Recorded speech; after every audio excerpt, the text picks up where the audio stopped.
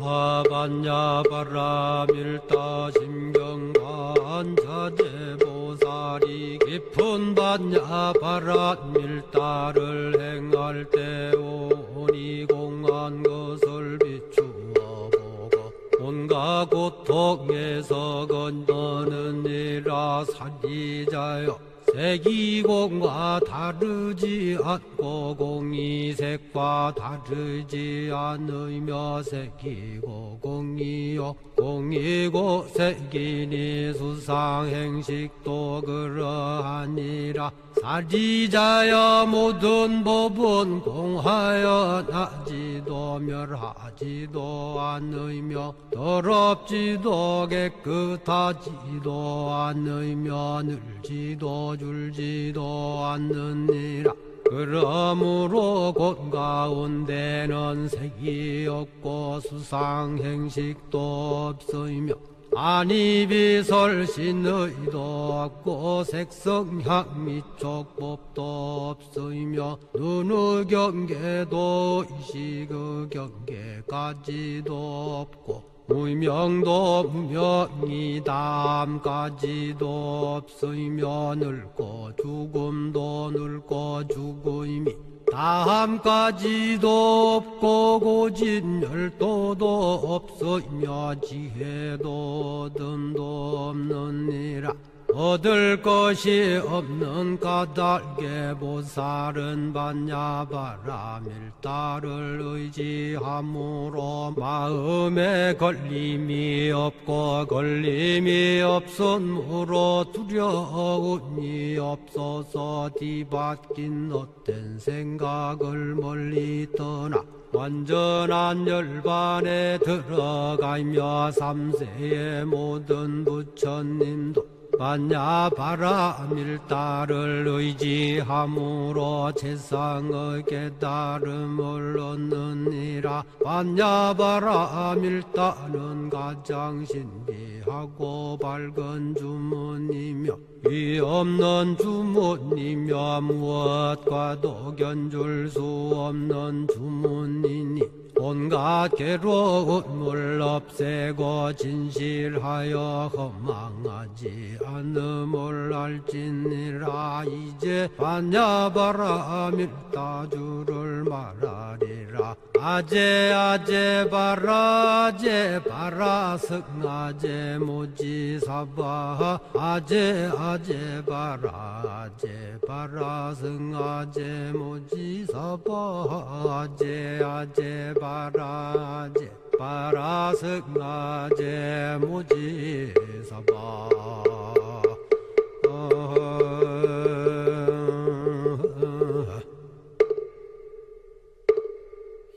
제가 한 몇 년 전부터 반야심경을 좀 공부를 했습니다. 그래서 이제 또 양자역학 쪽에 관심을 가지고 하다 보니까 그 어마어마한 깊이에 놀래서 제가 이렇게 나와서 하긴 그렇지만 제가 이해한 말을 그대로 해서 좀 말씀드리고자 합니다. 오늘의 주제는 그렇습니다. 나 주인으로 살기, 제대로 살아보자. 제대로 살기 위해서는 어떻게 해야 되느냐. 이거를 이제 알아야 된다. 뭐를 알아야 되느냐. 세상을 알아야 된다. 근데 우리가 알기 어렵단 말이죠. 먼저 알으신 분이 있다. 그분이 누구냐? 부처님이다. 부처님의 깨달음을 제대로 알아서 알면 제대로 살 수 있겠다. 이런 결론에 이르렀습니다. 그러면 이번에 이제 제가 말씀드린 거는 부처님이 말곱비, 그러니까 부처님이 중생을 위해서 뭐를 해주시려고 했던가. 이거를 한번 좀 우리가 기본은 알아야 되겠고, 이 제대로 사는 살기 위한 요 시간은 부처님을 깨달음을 통해서 전달하는 거니까요. 근데 부처님의 깨달음 중에서 기가 막히지만 어려운 거가 이제 공이라고 하는 개념이 나오거든요. 그래서 이거를 이제 법학자가 이해하는 공에 대해서 좀 같이 나눠보고 싶겠다. 이런 말씀을 드리고, 제가 공부를 하거나 여러 사람한테 들었습니다만은 주제 넘지만 공부를 하는 우리 학생들이 있으니까 말씀드립니다. 공부를 하는 경우에 기본 자세는 기본적으로 열등감을 가져야 된다. 우리 정각 원장님이 법문할 때 우리는 열등감을 가져야 돼요. 그러니까 그 자세가 뭐냐면, 열등감을 갖지 않는다는 자세는 저놈이 저거 앞에 나가서 무슨 소리 하나, 이 삐딱하게 보기 시작하면 하나도 안 들린다. 하나도.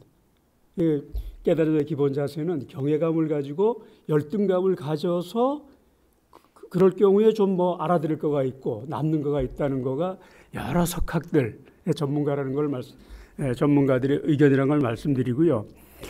불교에 참 어려운 용어가 많은데 오늘 제 내용을 이해하려면 제가 주어진 시간이 많지 않기 때문에 조금 빨리 하겠습니다. 뭐냐 하면 이거는 꼭 알아야 돼요. 전제 지식이 있는데 부처님이 불교가 보는 세계 사물 존재를 파악하는 방법이 있는데 불교에서는 부처님은 어떻게 봤냐면 색수상 행식이라고 하는 이 5가지를 가지고 존재가 어떻게 있다는 걸 보는 거예요.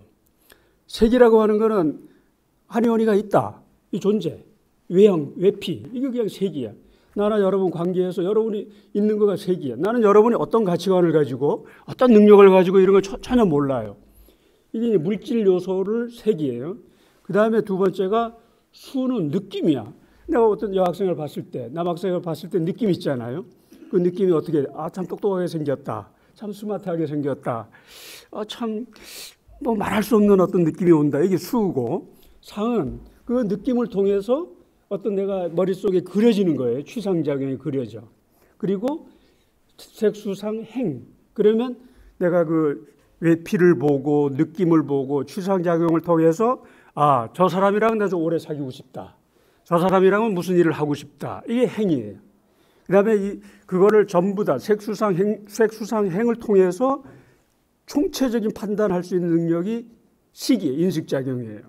부처님은 사물 존재, 이건 좀 어려운 얘기인데 칸트가 얘기했지만 인간은 절대로 어떤 존재가 앞에 있을 때 심지어는 이 컵이 있을 때도 내가 그 자체를 볼 능력은 없습니다. 내가 이걸 보는 거는 뭐를 보고 있느냐? 내 눈에서 투사된 전자파가 반사된 영상작용을 내가 볼 뿐이에요. 이 본질을 못 봐. 근데 부처님은 이 존재에 대한 우리가 파악 방법을 색수상 행식으로 파악을 하신 거예요.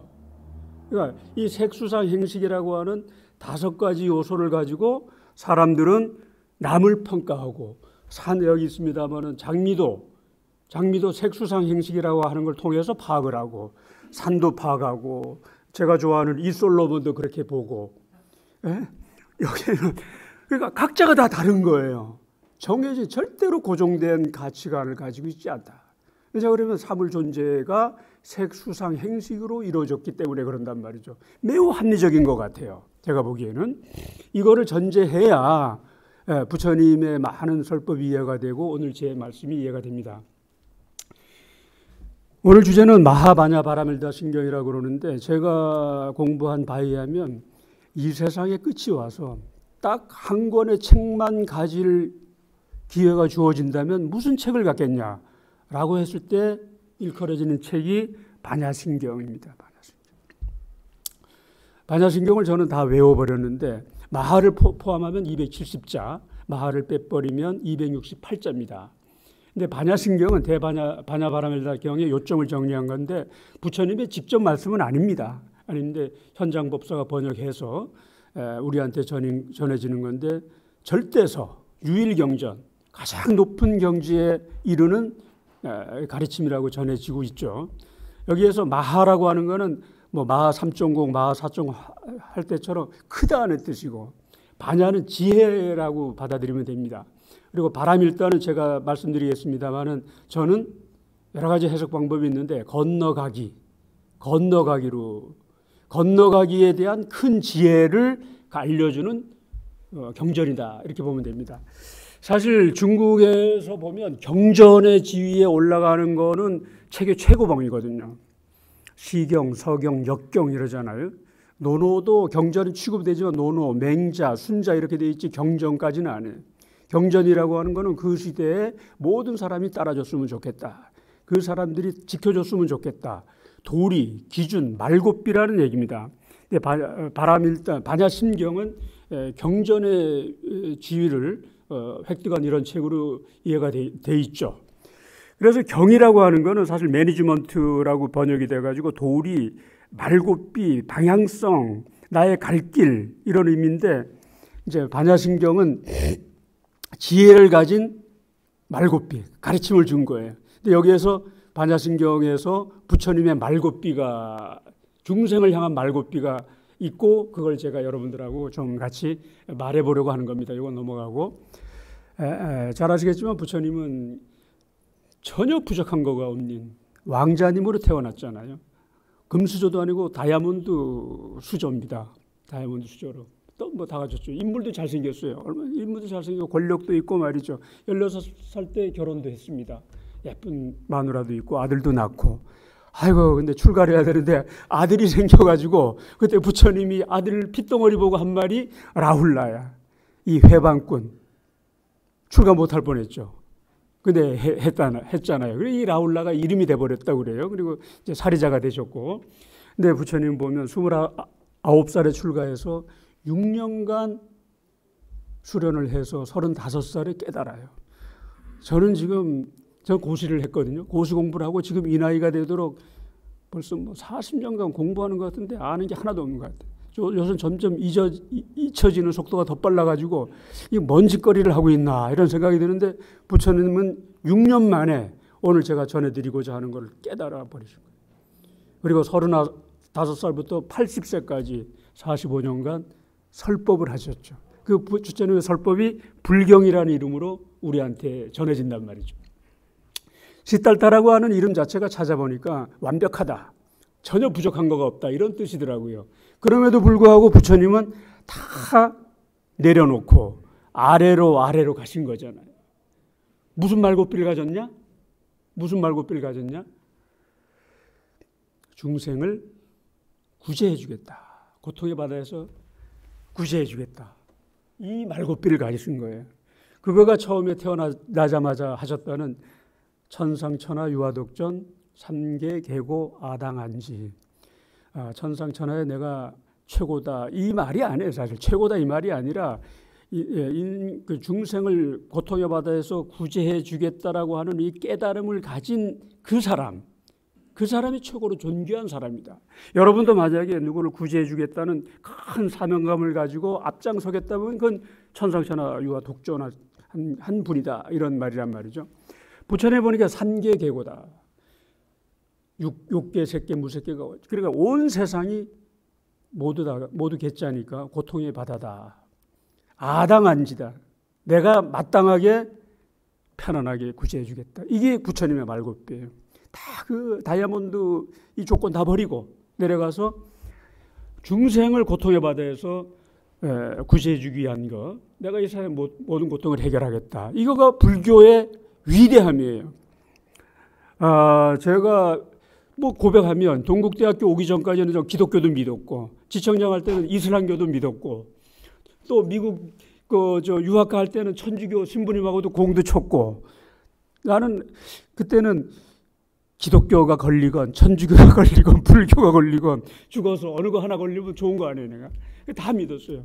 근데 다른 종교하고 불교의 차이가 뭐냐? 다른 종교는 믿으라고 합니다. 다른 종교는 따르라고 해요. 다른 종교 11조 왜 하냐 따지면 안 돼. 해야 됩니다. 그냥 믿어요. 다른 종교는 믿어. 근데 불교는 뭐냐? 깨달아라고 합니다. 불교는 깨달음의 종교야. 그리고 뭐라고 그러냐? 너가 해, 부처다. 깨달아. 이게 근본적인 차이예요. 말을 빨리 하려니까 좀 혀가 꼬이는데. 근데 이제 부처님의 깨달음이 말고삐가 되겠다는 깨달음은 간단하게 제가 요약하면 이겁니다. 부처님의 깨달은 것은 3세 계고다. 이 세상은 고통의 바다다. 근데 중생은 고통의 바다를 돌고 돈다. 윤회한다. 업을 쌓으면서 윤회를 한다. 왜 그러냐? 좀 러프하게 얘기해서 무식해서 그런다. 무지해서 그런다. 무명해서 그런다. 몰라서 그런다. 뭐를 모르냐? 세상의 진실을 모른다. 세상의 진실을 불교용어로 실상이라고 그래요. 그래서 절에 실상사가 많아요. 실상을 모르니까 업을 쌓고 그런다. 왜 업을 쌓냐? 무지해서 그렇다 이 말이죠. 그렇다면 이 세계의 실상이 뭐냐? 이거를 제가 부처님의 깨달음을 통해서 여러분한테 오늘 전달해 주고자 하는 핵심 중에 하나예요. 부처님의 본 실상이 뭐냐? 이거가 여러분이 좀 얻어갔으면 좋겠는데, 근데 이제 조금 옆으로 부처님은 세계가 고통의 바다다라고 했을 때 고통을 8가지로 나누셨더라고요. 첫 번째 고통은 생로병사가 고통이야. 생로병사가 고통이에요. 태어나고 늙고 병들고 죽는 거가 고통이다. 거기다가 고통이 또 있어요. 애 별리고 사랑하는데 헤어져야 돼. 애 별리고요. 내 어머님 사랑했거든요. 헤어져야 돼. 그 고통이에요.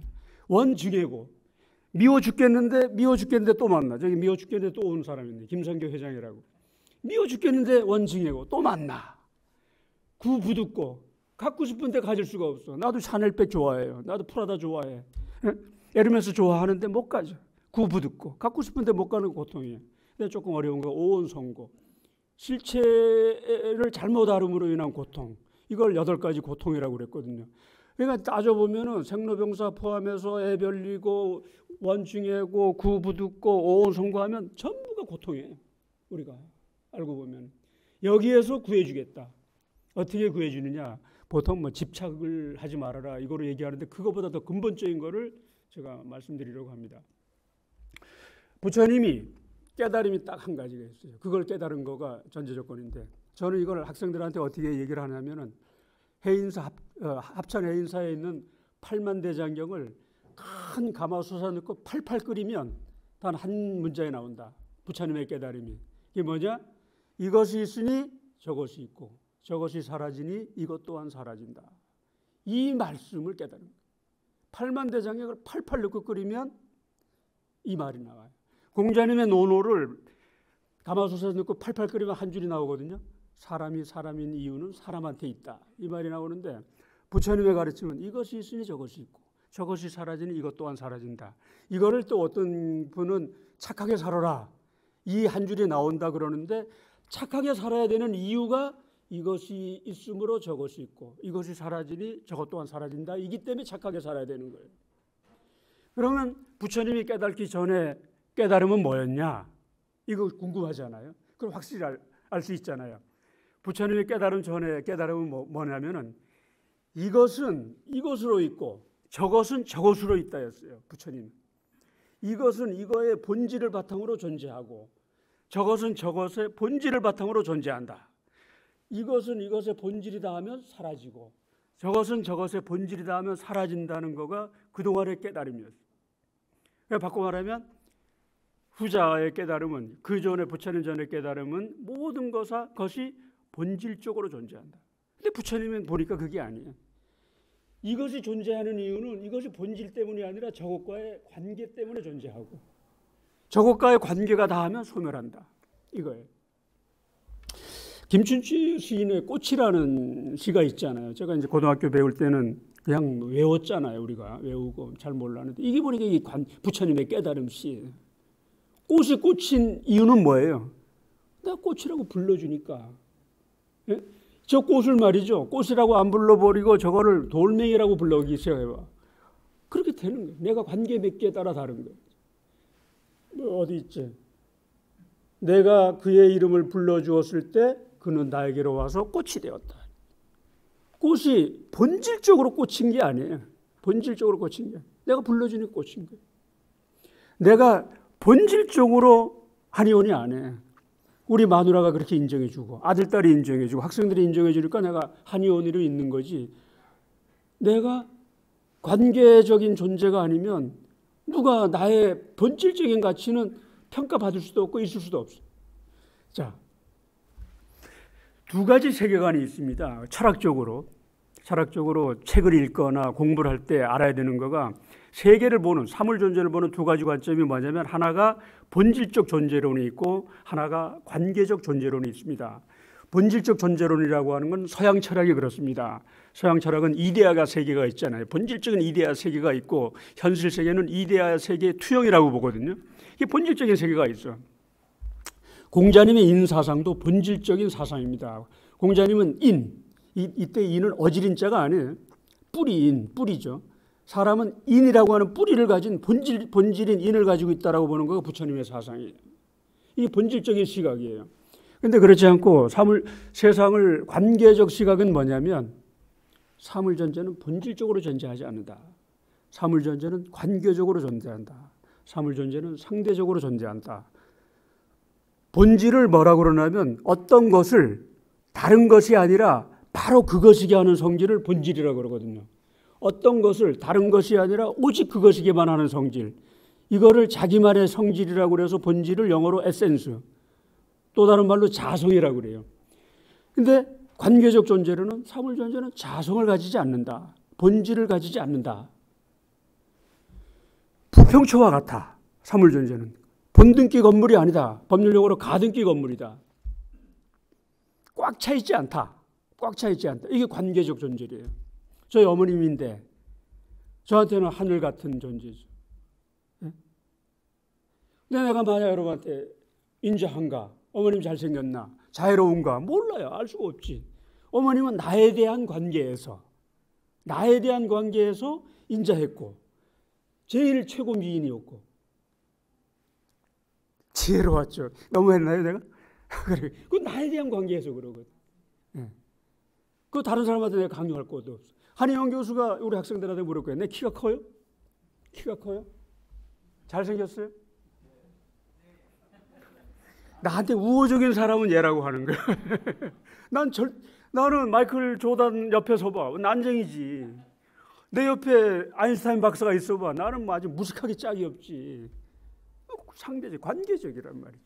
부처님이 얘기해요. 이 관계적 존재론은 이거예요. 사물 존재는 본질적으로 존재하지 않아. 내 키는 큰 게 아니에요. 큰지 작은지는 결정되지 않아. 이게 사실 찬대 양자역학이거든요. 자, 부처님의 깨달음을 조금 하면 이거예요. 이 세계의 실상은 뭐냐? 이 세계는 인연으로 되어 있다. 인연으로 되어 있다. 이것이 있으므로 저것이 있고 저것이 사라지면 이것 또한 사라진다. 그걸 다른 말로 관계로 되어 있다. 관계로 되어 있다는 말이 뭐냐? 본질이 없이 다양한 계기들의 연합으로 잠시 뭉쳐져 있다. 그래서 저 반야신경 보면은 무노사라고 해서 죽음도 없어요. 늙음도 없어요. 그런 말이나 다 잠시 기의 연합으로 있다라고 보는 거예요. 존재 근거가 없다. 존재 근거는 아까 본질, 자성이 없다 이 말이라고 그랬잖아요. 그래서 이걸 무자성이야. 자성이 없다. 인연으로 존재한다. 관계적으로 존재한다. 언제부터 본질이 없냐? 처음부터 본질이 없다. 원래부터 자성이 없다. 인연물이다. 인연덩어리다. 이걸 먼저 말해야 되겠네.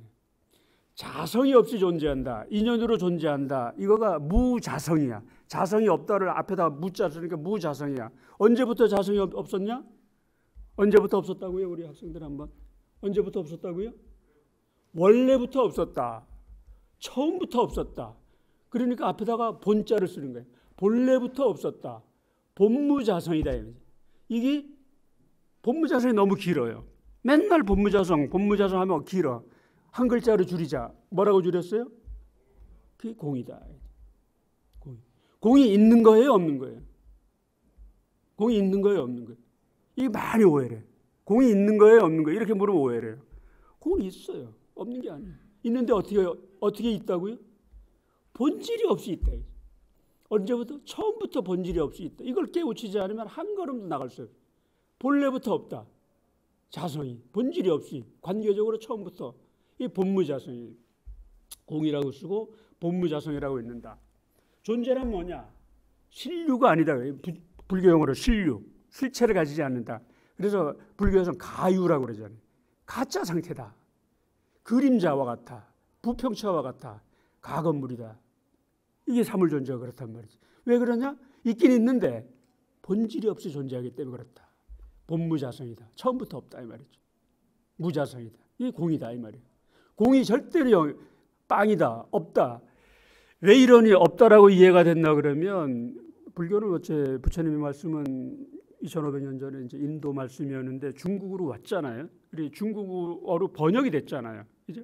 근데 중국에는 그때 공이라는 단어가 없었던 거예요. 무자가 있어서 없을 무자가. 그러니까 공에 가장 가까운 게 무야. 그러니까 공을 무로 번역하고 이걸 격의 불교 시대라고 하더라고요. 그러니까 잘못 번역되고 계속 이어졌던 거예요. 공은 있어요. 있어. 없는 게 아니에요. 있어요. 있다는 걸 알아야 돼. 근데 본질이 없이 존재한다. 자, 본질이 없다는 걸 우리 조금만 다른 각도에서 생각해 볼게요. 아직까지 긴가민가 할 거예요. 부처님의 깨달음이. 본질이 없다는 게 뭐냐? 부처님의 깨달음이. 의자 있잖아요. 여기 네 가지 종류. 저 갔는데 여기 의자잖아요. 그렇죠? 의자의 본질을 이렇게 얘기할 수 있을 거예요. 왜 의자냐? 의자의 본질은 앉음. 의자는 앉기 위한 거죠. 의자의 본질은 앉음이야. 그렇죠? 우리가 그렇게 본단 말이죠. 그래서 의자의 본질을 내가 한번 뜯어보려고 이 팔 뜯고 다리 뜯고 뒷짝 뜯고 다 뜯어봐. 이 다 여러 가지 모양의 의자지만 이 앉음이라는 공통적인 속성 때문에 우리가 의자라고 그런단 말이죠. 내가 그래서 의자에 하도 궁금해서 의자의 본질 앉으면 어딨냐 다 뜯어봐. 나사 다 뜯어보고 팔 다 뜯어봐. 다 펼쳐놔봐요. 앉음을 발견할 수 있어요? 절대 없어. 본질은 없어요. 왜 의자예요? 내가 앉아주니까. 내가 앉음으로 관계하니까 의자예요. 내가요, 저 의자를 가지고 좀 내가 미운 사람이 있어가지고 저 의자를 가지고 흉기를 쏘봐. 그럼 의자가 아니죠. 그렇죠? 흉기지. 의자는 나하고 관계 맺음에 따라서 의자가 된 거지 본질이라고 하는 속성을 내재적으로 가지고 존재하는 물건이 아닌 거예요. 이게 관계적으로 존재한다. 인연으로 존재한다. 여기 좀 이해됐으면 좋겠어요. 이게 본무자성이야. 그래서 의자도 처음부터 무자성이에요. 자성이 없다.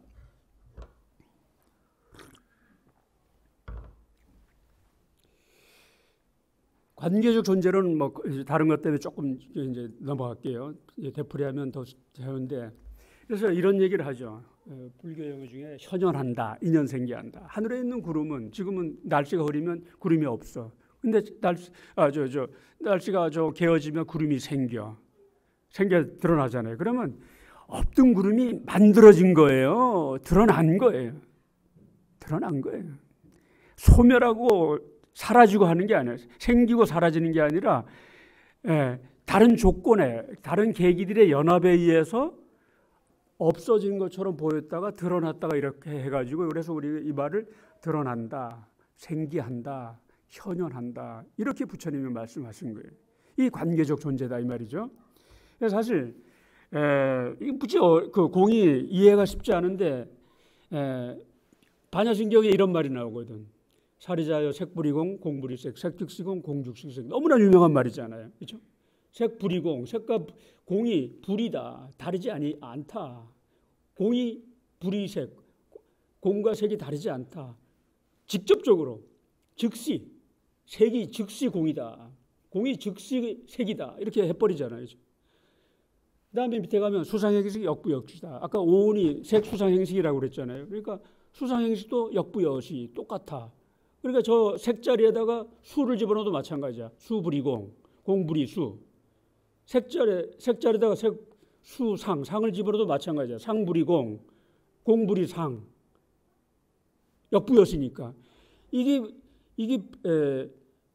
공이 사실 이건 이제 대승의 해석이긴 한데 오온의 연합, 예전에 소승에서는 오온의 연합체를 공하다 봤거든요. 인연물이라고 봤는데 대승에서는 색도 공하고 수도 공이고 상도 공이고 행도 공이고 식도 공이로 보는 거예요. 그러니까 죽음도 없어. 삶도 없고 늙음도 없고.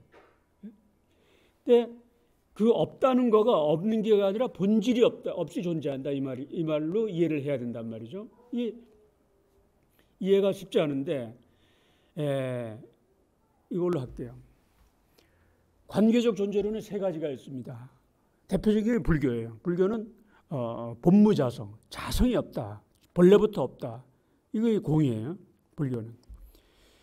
도교를 이해할 때 가장 어려운 말이 도가 어려워요. 도교를. 다음 주에 이제 학생들한테 노자 도덕경을 조금 설명해야 되는데 또 공부해야 돼. 어려워요. 도가. 근데 도가 뭐냐? 유무상생이라고 그러거든. 도가. 있으면 있고 없으면 없다고 그러는데 도교에서 뭐라 그러냐? 있음과 없음이 새끼줄처럼 꼬여 있는 거가 사물존재다 이렇게 하거든. 이게 본무자성만큼 어려워요. 이거 설명하면 길으니까 신유학도 마찬가지예요. 신유학에서는 여기도 본질적인 존재 모습을 도라 그러는데 저기서는 이름이량이라고 그래요. 사물존재가 어떻게 있느냐? 한 번은 양하고 한 번은 음하다. 나도 요새 눈물이 많이 나더라고요. 젊었을 때는 눈물이란 게 없었는데 나이가 들면서 여성 호르몬이 많이 나타나는 것 같아요. 내 몸에 남성 호르몬, 여성 호르몬이 이렇게 비율적으로 젊었을 때는 남성 호르몬이 많다가 지금은 여성 호르몬이 커지는 거예요. 신유학은 모든 사물 존재는 남성적인 것과 여성적인 것가 혼재되어 있다고 그러거든. 그리고 그래서 신유학에서는 이름이라고 쓰고 도라고 읽어요. 도교에서는 유무상생이라고 쓰고 이걸 또 도라고 읽어. 불교에서는 본무자성이라고 쓰고 공이라고 읽는 거예요. 본무자성이 공이에요. 없음이 아니라 이 말이죠. 이 정도만 이해할게요. 근데 그러면 본무자성, 관계적으로 존재한다, 인연으로 존재한다는 거가 얼마나 위대하냐면 말이죠. 네, 이 책도 있지만 불교와 양자역학이라는 책을 우리 학생들은 꼭 보기를 권하는데 거기 보면은 지금 최고봉의 물리학이 양자역학이거든요. 최고봉의 물리학이 양자역학인데 양자역학에서의 양자, 사물 존재는 어떻게 존재하느냐? 확률적으로 존재해요. 위치와 속도를 100% 추적할 수가 없어요. 사물 존재는 확률적으로 어떻게 존재하느냐? 사물 존재는 입자 아니면 파동으로 존재하거든요. 근데 양자역학에 보면은 관측자가 보면은 입자로 나타나. 관측자가 안 보면 파동이에요. 원자가 그렇게 나타나요. 이게 부처님이 본 본무자성이에요. 확률적으로 존재해요. 깊이 얘기할 수 없는데 관계로 존재해요. 파동 입자 이중성이에요. 난 앞으로 동국대학교 학생들이 꼭 양자역학, 우리 대학원 실장님도 나와 계신데 꼭 내 동국대학교 학생들은 불교와 양자역학을 공부해야 된다는 이유가 미래 인공지능 시대의 기본 학문이거든요. 근데 이거가 반야신경에서 부처님의 깨달음이 있는 거니까 놀라지 않을 수가 없는 거예요. 그래서 부처님을 우주적인 관점에서 통찰한 인물이라고 평가를 받아요. 자, 그런데 여기까지 설명을 드리면 어떤 오해를 하기 딱 쉽냐면 사물은 관계적으로 존재한다, 인연으로 존재한다, 본질을 가지고 있지 않다, 자성이 없다 이렇게 해버리니까 좀 허무하잖아요. 이것이 있어야 저것이 있고 저것이 사라지면 이것이 사라지니까 좀 염세적이잖아요. 조금 어떻게 보니까 유약하잖아요. 그렇죠? 여기를 오해하지 말라는 거가 내가 오늘 말씀 중에 강조하고 싶은 겁니다. 공의 진정한 의미가 이런데 공은 없는 것이 아니라 있는 것인데 근데 이렇게 그런데 인연으로 본질이 없이 관계적으로 존재한다 이러니까 좀 너무 염세적이야. 여기 없네. 이 동체잡이 나중에 시간 되면 할게요. 공을 이렇게 말해버리니까 어떤 오해가 벌어지냐면 염세적이다, 소극적이다. 대충 살지 뭐. 어차피 뭐 내가 본질적으로 존재하지 않는 것도 아니고 뭐 저 사람하고 관계에서 존재하는 건데 내가 뭐 적극적으로 할 필요가 없고 뭐가 있어. 소극적이 돼버리고 이러잖아요. 그렇죠? 그런 느낌이 들잖아요. 그래서 불교를 마치 소극적인 종교, 이 지금 현세보다도 뭐 내세를, 다른 종교도 마찬가지지만 다음을 기약하는 거 막 이런 게 있거든. 지금은 대충 살지 뭐 실질도 없는데 뭐 내가 뭐 애쓸 필요가 뭐가 있어 이런단 말이죠. 그런데 그게 아니라 여기 썼지만 허무가 아니에요. 연약함도 아니에요. 공이라고 하는 건 나약함도 아니에요. 공이란 건 뭐예요? 무한한 가능성이에요. 이제 무한한 가능성이에요. 무한한 포용력이에요. 오히려 자기가 채우기에 따라서 인연을 자기가 맺기에 따라서 어마어마한 저도 검찰에 있었습니다만은 저 윤석열이 내 후배일 때 참 관계 좀 잘 맺어놨으면 내가 지금 내가 좀 예를 들어서 그러니까 내가 앞날을 모르는 거지. 그러니까 내가 인연을 잘 맺어놨으면 뭐 어떻게 될 줄 알았지. 그러니까 공이다, 인연이다, 인연으로 맺어져 있다 이 말은 무한한 가능성이 열려 있다. 특히 우리 젊은이들은 이거를 유약함으로 보면 절대 안 된다. 유연성, 다양성, 개방성, 무한 가능성으로 일러진 종교고 열려진 가르침이다. 결코 정해져 있지 않다. 꽉 차 있지 않다. 각자가 만들어 나가기 나름이다. 관계 맺기에 따라서 존재 모습과 가치가 무궁무진하다. 사랑도 그렇고 재물도 그렇고 명예도 그렇고 직위도 그렇다.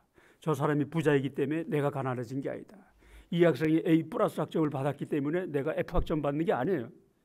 내가 그게 아니다. 내가 하기 나름이다.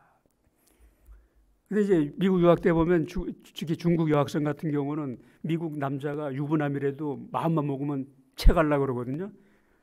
관계 맺기 나름이다. 그래서 그런 식으로 하면 안 돼. 그거는 팔 정도로 제어가 돼야 돼. 팔 정도로. 그러나 하여튼 여러분 확실해야 돼. 공과 인연법의 무게가 부처님의 가르침이 공하고 뭐 본질도 없고 뭐 자성도 없고 에센스도 없는데 대충 살아라 이거 아니 이게 아니라는 걸 꼭 여러분이 알기 위해서 내가 몇 가지만 예를 들으려고 그래요. 여기 우리 존경하는 김진문 회장님이 제일 좋아하는 운동이 골프로 알고 있어요. 근데 김 회장님 알지만 골프 또는 운동선수, 저기 이제 김상규 회장도 그런데 운동선수한테 마지막 무사 말루 한 방이면 4대3으로 역전할 수 있을 때 감독이 4번 타자 나갈 때 툭툭 쳐주면서 하는 얘기가 뭐예요? 힘 빼라. 골프 잘 치고 싶을 때 힘 빼라고 그런단 말이에요. 골프 선수들한테 운동선수들이 제일 많이 듣는 얘기하고 힘 빼란 얘기예요. 왜 힘 빼라 그러냐? 뭐 저도 좋고 이겨도 좋으니까 설렁설렁 하라 이 말이 아니에요. 절대로 힘 빼라는 얘기가 그 말이 아니에요. 대충 하라 이 말이 아니에요. 힘 빼야 네가 적중을 할 수 있으니까, 힘 빼야 네가 적중을 해서 역전을 할 수 있으니까 힘 빼라 이거지 대충 하고 들어와 이 말이 아니라 힘 빼라. 전투에서 말이죠. 장군들이 불가피한 경우에 일부 후퇴를 하잖아요. 왜 후퇴를 해요? 왜 후퇴를 해요? 이보 전진을 위해서 후퇴를 하는 거예요. 후퇴의 방점이 있는 게 아니야. 기억 경영하는 사람도 마찬가지예요. 왜 몸을 움츠려? 움츠렸다가 탄성을 회복해서 확장하기 위해서. 이게 공예의 모습이에요. 자, 불교와 힘 빼기와 관련해 가지고 대표적으로 오해되는 용어가 무소유라고 하는 개념이에요. 무소유로 제일 유명하신 분이 뭐 정가원장님 앞에서 너무 죄송한데 알지도 못하면서 법정 스님 있잖아요, 그렇죠? 법정 스님인데 법정 스님 책에 이런 말이 나와요. 법정 스님이 외출을 하려고 딱 이게 의복을 단정하게 차려입으시고 내려오는데, 언덕길 내려오는데 본인이 타야 될 버스가 막 떠나고 있는 거야. 아이고, 내가 조금만 더 빨리 나오지. 그럼 저걸 탔을 텐데 이렇게 생각한 거예요. 예? 근데 법정 스님이 조금 이따 생각해 보니까 이거 뭐야, 내가 무슨 생각을 했어? 저 버스가 내가 타야 될 버스였나? 예? 가만히 생각해보면 저 버스는 그냥 지 스케줄에 따라서 돌아다니는 거예요. 예? 내가 타야 될 버스는, 법정 스님이 그 시간에 나와가지고 내가 타야 될 버스는 다음 버스일지도 몰라. 근데 그 순간에 지나가는 걸 보고 소유적 태도를 가졌단 말이에요. 이 소유적 태도라고 하는 건 뭐냐? 소유적 태도라고 하는 거는 자기가 주관적으로 상을 지어서 자기가 주관적으로 결정하고 판단하는 걸 소유적 관점이라고 그래요. 세상을 보는 관점이 두 가지 관점이 있거든요. 소유적 관점과 존재적 관점이 있어요. 존재적 관점은 그대로 드러나는 것을 맞이하는 관점이 존재적 관점이에요. 객관적인 것을 인정해 주는 거가 존재적 관점이고, 소유적 관점은 나의 주관적인 상을 가지고 자기가 욕구하려고 하는 태도가 소유적 관점이에요. 법정 스님이 가만히 생각해 보니까 이제 환히 웃을 수가 있었던 거예요. 저 버스는 지 스케줄대로 간 거야. 내가 탈 버스는 이 다음번에 온 거가 내 거야. 그러니까 무소유라고 그러니까 버리라고 하는 게 아니라 자기가 주관적인 욕망을 가지고 채우려고 하는 거는 잘못됐다는 거고, 주어지는 거, 존재적으로 주어지는 것까지 버리고 대충 뭐 재산을 축적하는 거가 나쁘고 이런 거 하기 전혀 아닌 거예요. 갖지 말고 그냥 진흙탕에서 뒹굴고 뭐 때거리가 있으면 먹고 없으면 안 먹고, 이게 무소유가 아니야. 이게 자고 싶을 때 자고 뭐 먹고 싶을 때 먹고, 그건 인간이 아니에요. 인간은 뭐냐? 자고 싶을 때 안 자고 먹고 싶을 때 안 먹는 게 인간이지. 예? 뭐 그냥 대충 설렁설렁하고 이게 인간이 아니란 말이죠. 그러니까 무소유라고 하는 관점은 뭐냐? 다른 조금 직설적으로 얘기하면 더 좋고 더 가치 있는 것을 가지기 위해서 비우는 거예요. 내가 손에 뭐를 들고 있는데 양손에 뭐 들고 있는데 길 가다가 우리 마누라가 제일 좋아하는 다이아몬드를 발견했어. 여기 금반지를 들고 있다고 그래봐요. 예? 다이아몬드를 가지려면 어떻게 해야 돼? 하나 버려야 되죠. 버려야 돼. 무소유라고 하는 거는 갖지 말아라 이런 뜻이 결코 아니에요. 부처님이. 그러면 왜 갖지 말라 그러면 죄송합니다만은 불교에 왜 용맹정진이란 말이 있잖아요. 왜 용맹정진이란 말이 안 해요. 적극적이고 가치 있는 거. 남의 것을 뭐 내 것처럼 쓰고 절도하고 사기치고 이러지는 말지만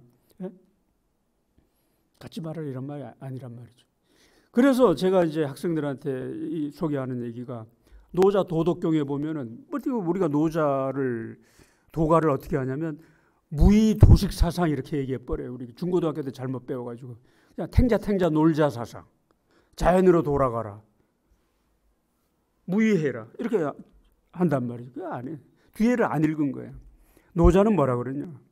노자는 인류의 두 사람, 우주적 관점까지 올라간 두 사람을 친다면 부처님하고 노자를 쳐요. 노자를 치는데 노자는 뒤에 보면 뭐라고 써있냐?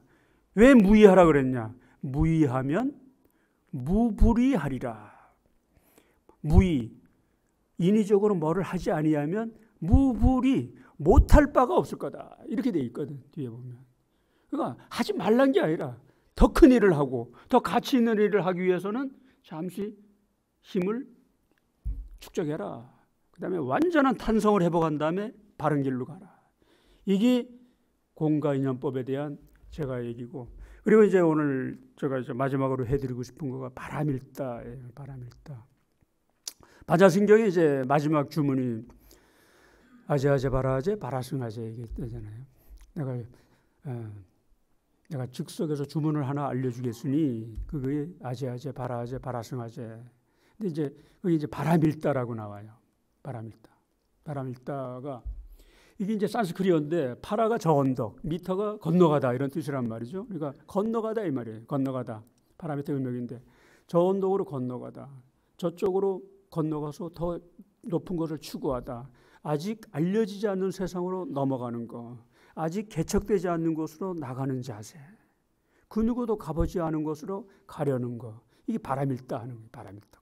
나는 이걸 건너가기라고 해석해서 두 가지 방법이 있어요. 해석하는 방법이. 첫 번째가 바람일다 해서 하면 첫 번째 해석 방법은 건너간 상태. 이 소위 말해서 차안 이쪽에서 피안으로 건너간 상태. 이제 열반으로 들었다 이렇게 해석할 수 있겠죠. 이렇게 해석하는 방법이 있고, 두 번째는 동작, 활동, 과정으로 이해하는 거예요. 건너가는 행위, 끝이 없는 행위, 과정으로 보는 거가 이 바람일다인데, 저는 학생들한테 그리고 제 자신한테 바람일다는 연속적인 행위, 끝이 없는 행위, 무한정한 행위, 바람일다로 내가 해석하고 이거를 인생의 지표로 삼아라. 제가 꼭 전해드리고 싶은 말이 그거예요. 바람일다가 건너간 상태가 돼버리면 반야바람일다 심경이 건너간 상태로 돼버리면, 물론 피안으로 건너간 상태, 건너가기만 한 것도 어마어마한 성취죠. 잘 아시겠습니다만 보살님은 충분히 피안으로 넘어갈 수 있는 그런 선행을 베풀고 그런 능력을 가졌지만 중생을 한 사람이라도 더 구제하기 위해서 건너가지 않고 이렇게 시중드는 분이잖아요. 안 건너가고 있잖아요. 그렇죠? 보살이. 소승에서는 아라한, 대승에서는 보살이라고 그래가지고. 그러니까 바람일다를 건너가기를 피안으로 건너가 버렸다는 것도 어마어마한 큰 성취지만 그 다음에 할 일이 없죠. 할 일이 없는 거예요. 대단하긴 하지만. 근데 많은 사람들이 반야심경을 최고의 경전이라고 쳐주는 이유는 건너가는 것을 성취한 거에 대한 결과에 대한 평가가 아니라 그런 대단한 성취를 끊임없이 이루려고 하는 노력에 대한, 과정에 대한 평가라고 하는 거가 나는 놀란 거예요. 그래서 바람일다를 평생 그러니까 나의 아까 말한 말고삐로 삼아서, 부처님의 말고삐면 중생을 구하기 위한 거라고 그러지만 나는 한의원 같은 수준으로는 나의 말고삐는 기껏 해봐야 내 마누라도 못 먹여 살래요. 우리 아들, 딸들도 내가 구원해 줄 수 없어. 나는 내 몸뚱아리 하나 잘 간수하는 게 내 바람일다예요. 내 말고삐예요, 사실. 내 그 말고삐를 내 수준에서 계속 이어나가는 방법이 바람일다겠다 이런 생각을 합니다. 그래서 건너가기를 하는 사람은 저는 이렇게 평가를 해요. 자유로운 인간은 건너가는 사람이고, 건너가기의 반대는 멈춰 있는 거잖아요. 자유로운 사람은 건너가는 사람이고, 매여 있는 사람은, 속박되어 있는 사람은, 속박되어 있는 것은 동창에 속해 있고 지역색에 갇혀 있고 이념에 갇혀 있고, 그러니까 매여 있는 사람은 이건 멈춰 있는 인간이에요. 독립적인 인간은 건너가는 사람이고, 종속적인 인간은 멈춰 있는 사람이다. 창의적인 인간은 건너가는 사람이고, 따라하는 인간은, 모방하는 인간은 멈춰하는 인간이다. 이 또 오래 많은 시간이 필요하기 때문에 말씀 못 하겠는데, 질문하는 사람은, 이건 질문은 생각해야만 가능하거든요. 질문하는 사람은 건너가는 사람이고, 대답도 훌륭하지만 대답은 뱉어내기거든. 대답하는 사람은 멈춰 있는 인간이다. 그러니까 바람일다라는 건 뭐냐? 건너가기. 우리 특히 젊은이들한테 건너가기는 자유롭고 독립적이고 창의적이고 질문하고 생각하는, 이게 바람일다 하는 자세다. 이걸 내가 건네주고 싶어요. 근데 부처님은 이 바람일다 방법론도 다 말씀하셨어요. 바람일다 방법이 육바람일 이렇게 돼 있잖아요. 그렇죠? 육바람일이라고 그래서 보시지계, 인욕정진, 선정지혜 6개를 써놨습니다. 보시하고 지계하고 인욕하고 정진하고 선정하고 지혜를 하는 거가 건너가는 삶이다 그랬는데, 딱 2가지만 제가 말씀드릴게요. 제가 어제도 제가 이제 내 동창인 오세훈 서울시장이 유엔 봉사단에서 특강을 하는데 놀랬어요. 옛날에 내가 조금 공부를 더 잘했던 것 같은데 나보다 훨씬 컸더라고. 정말 해박하고 단단한 사명감에 부러울 때인데, 이제 유엔 봉사단이 이제 기부 봉사단체거든요. 근데 그 또 안현수 이사장님이 기부에 대해서 말씀하시더라고요. 근데 동양은 기부가 잘 안 되잖아요. 그죠? 보시는 기부하는 거예요. 잘 안 돼. 근데 서양은 기부가 잘 되잖아요. 왜 그러냐? 동양은 기부를 어떻게 보느냐? 보시를 내 주머니 거를 떼다가 남을 주는 거로 생각해요. 보시라면 내 거가 줄어드는 거로 봐요. 그렇죠? 내 거를 떠가지고 나눠주니까 내 거가 줄어든다고 보는 게 기부고 보시로 봐요. 서양은 안 그래요. 서양은 보시가 뭐냐? 기부가 뭐냐? 내 거를 빼가지고 줘서 나의 관할권이 넓어지는 거예요. 나의 아들, 딸들이 더 늘어나는 거예요. 나의 영향력이 더 커지는 거예요. 이게 보시가 적극적인 개념입니다. 근데 우리는 거꾸로 개념이에요. 물론 그거는 우리는 보시하는 거에 대해서 뭐 욕하고 비방하고 저 누구 돈인데 막 이렇게 해버리니까 그런 영향도 있지만, 보시에 대한 근본적인 관점이 잘못되어 있는 거예요. 근데 저도 보시를 잘 못하지만 하여튼 동국대학교 마칠 때까지 어떻게 1억 보시 클럽에 갈 수 있을지 모르겠어요. 좀 하는데 하여튼 보시하는 인생을 살아야 되겠다. 그게 바람일다라고 그렇게 부처님 말씀했어요. 그 다음에 이제 바람일다 하는 건너가는 것 중에 하나가 지계라고 써 있습니다. 지계가 뭐냐면 지는 지속하는 거잖아요. 그렇죠? 계율은 계율이야. 계율을 지속해서 지키는 거가 바람일다라는 말이죠. 제가 이제 작년에 이제 아들, 딸이 다 시집장가가고 2월 23일에 할아버지가 됐거든요. 요새 딸 기르느라고 외손녀 기르느라고 전화 마누라가 정신이 없는데, 아들, 딸 시집장가 보낼 때 내가 해줄 건 없고 해가지고 1년간 한강을, 내 집이 이제 용산에 있어가지고 한강을 걷겠다라고 내가 약속을 했어요. 여기 증인도 있지만 비가 오나 눈이 오나 한강을 걸었어요. 왜냐? 난 지계를 알았거든. 계율을. 지계, 부처님 말한 지계는 계율을 지속적으로 지켜라. 우리 법대 보면 형법에 250조가 살인죄가 있거든요. 근데 법을 엉터리로 띄엄띄엄 배운 사람은 살인하지 말라 그러니까, 지금 여러분 살인 안 했잖아요. 살인 안 하면 살인자가 아닌 거로 착각을 해. 살인 안 했다고 여러분 살인자가 아닌 것 같아요? 살인 언제까지 안 해야 돼요? 언제까지 안 해야 돼요? 우리 학생들이 잘 알겠지. 죽을 때까지 안 해야 살인자가 안 해. 죽을 때까지 안 해야 살인자가 아니고, 죽을 때까지 사기 안 쳐야 살인자가 아니고, 죽을 때까지 욕 안 해야 폭행, 협박 안 하는 사람이 되는 거지. 지금까지 안 했다고 그래서 지킨 거 아니에요. 지게는 지속적으로 지키라고 부처님이 말씀했어요. 했어요. 그러니까 지속적으로 하려면 어떻게 해야 돼요? 계율은 내가 만드는 건데, 난 딸들하고 상의 없이 내가 약속한 거거든. 계율 내가 정한 거거든요. 사람들은 이런단 말이에요. 뭔 새로운 일을 하겠다. 그러면 보통 사람들은 제일 먼저 뭘부터 생각하느냐? 뭔 새로운 일을 하겠다. 새로운 다짐하겠다. 그러면 사표 내는 것부터 생각해. 뭔 새로운 일을 하겠다. 이러면 생각하는 거가 이혼하는 것부터 생각해. 어마어마하게 하는 것만을 그걸 성취로 생각하기 때문에 그런 거란 말이죠. 아니에요. 우리가 어마어마한 거를 설정해 놓고 살아가는 사람은 이건 불가능한 목표를 추구하는 거예요. 그거 성인군자하는 거예요. 그냥 일상에서 지킬 수 있는 거. 내가 아침에 일어나면 이부자리 정도는 내가 개겠다. 내가 일주일에 마누라 불쌍하니까, 마누라 쫓겨나면 안 되니까 내가 일주일에 설거지 3번은 내가 해주겠다. 이렇게 할 수 있는 거. 근데 그걸 평생 지키는 거. 이게 지게고 그게 바람일다다. 내가 이걸 꼭 얘기해 주고 싶어요. 계율은 한 달 지키고 2달째는 안 지켜도 되는 게 아니다. 기업 하시는 분들도 마찬가지죠. 기업은 생존이 매달린 건데 그 약속을 끝까지 지켰을 때 성공한 기업인이 되는 거예요. 김진문 회장님처럼 되는 거고. 바람일다의 힘은, 그러니까 제가 바람일다를 결과가 아니라 과정으로 보니까 바람일다는 지금도 이루어져야 되고 내일도 이루어져야 되고 모레도 이루어져야 되고 평생 진행되는 바람일다, 반야신경은 살아있는 경전이에요. 제가 보니까 죽을 때까지 움직이는 경전이에요. 활동하는 경전이다. 그저 해탈에 필요한 몇 가지를 이래라 저래라 써놓은 경전이 아니다. 살아있다, 움직였다. 세상에는 이런 말이 있어요. 노자 도덕경에 보면은 크다고 그래도, 누가 우리가 크다고 그래도 항상 더 큰 거가 있고 작다고 그래도 항상 더 작은 거가 있단 말이죠.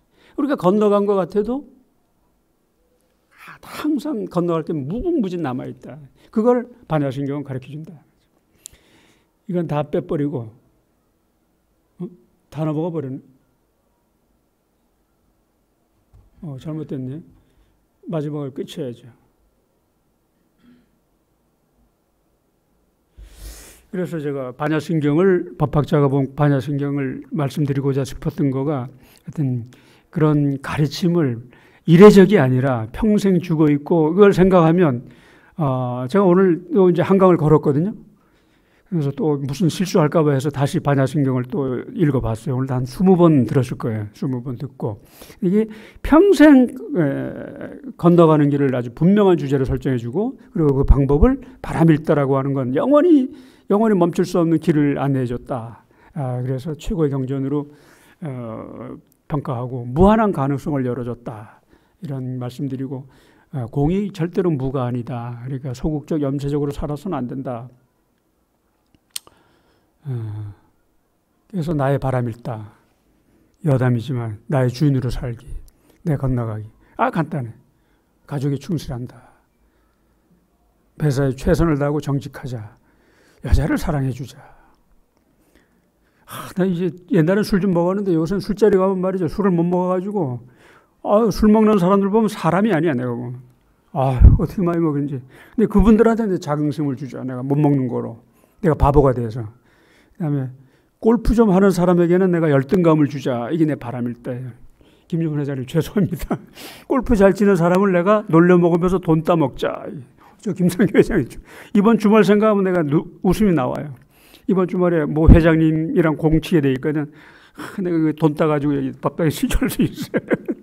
그런 목표가 있으면 건너가는 거가 생겨요. 나의 바람일다. 한희영 교수의 건너가기는 별거 아니에요. 별거 아니다. 그래서 내가 이런 말씀을 전하면서 쓰잘데없는 말을 했다는 부끄러움과 함께 오늘 말씀을 마치겠습니다. 죄송합니다.